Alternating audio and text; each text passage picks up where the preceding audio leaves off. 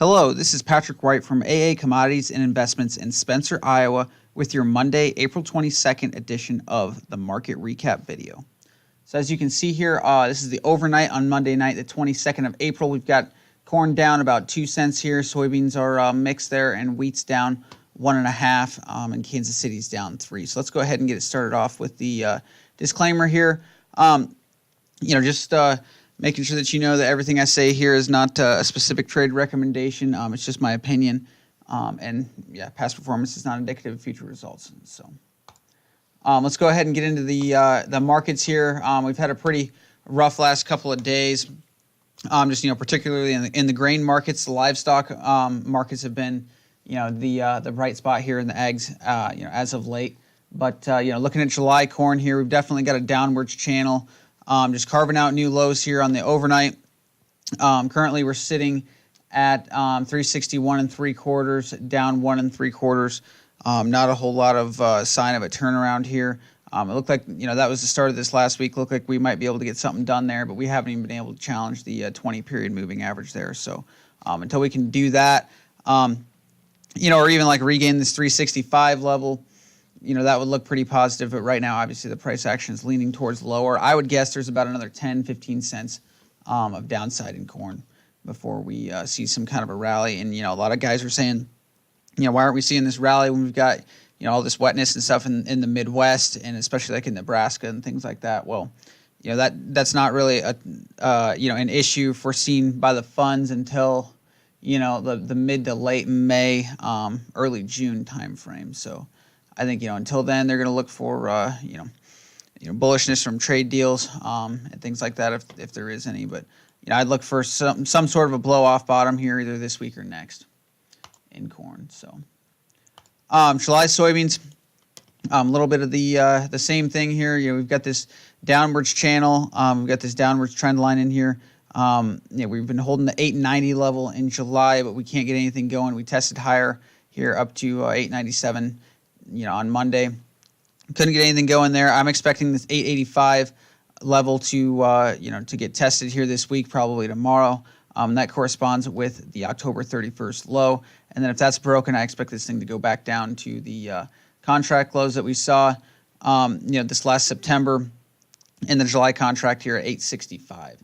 So not a sign of a turnaround yet. If we were to see a turnaround, I would say that $9, 901 mark is going to be your area, and then obviously this down trend line as well too. So if we can break above that, but not a sign of a turnaround yet. Here we've got July wheat here, same thing. We've got a down sloping trend line, down sloping trend channel.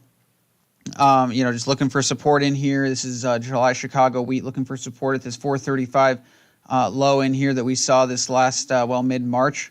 If that were to break, we've got to go out to a weekly chart to take a look at that. If that were to break, we could break another, about 15 cents there.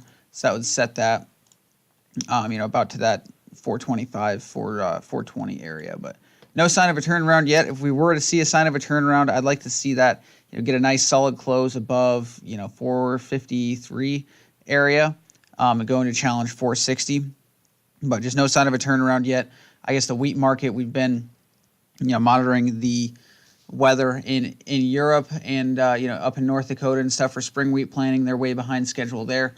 The funds aren't taking notice of either of those issues at this time here. I think just like the corn market and soybean market, I think it's kind of a later time frame. So just about a month down the road, they'll start to care. So going in here to June live cattle, seen some good resistance up here at the 124 to the 125 level. We saw some good resistance here these last couple of days, up in there at 123. And we've also seen some good support around 121, and that corresponds, with these two highs up here before they broke it. So I would look for that 121 as your first support area. Your second support area would be that 118.70. So I think that'll hold. If 118.70 breaks, I would be pretty nervous about this thing, turning down. But for right now, we don't really have that, and that would correspond with sort of these highs that we saw in here in this top that we saw on the 31st of January there. So, but I think the cattle market's just gonna, be bid along here, along with the hogs. The hogs should help the cattle. So, going on into hogs here, then, this 93.75 to 94 area has been good support. We bounced off of there once. We got to close near the lows today, and I think this thing's just kind of been overdone. We saw the resistance up here at the 99 to 100 level.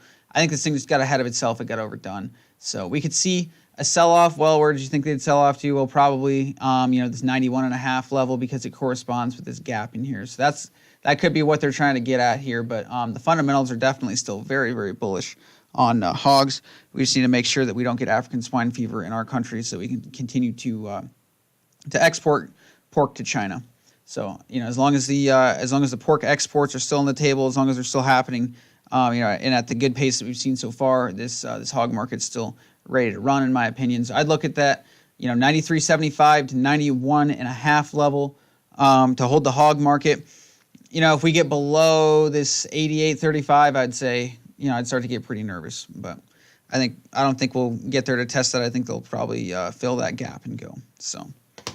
If you like what you see there, I do have a website, aa-commodities.com. You can go there. You can look at my other resources and things that I have.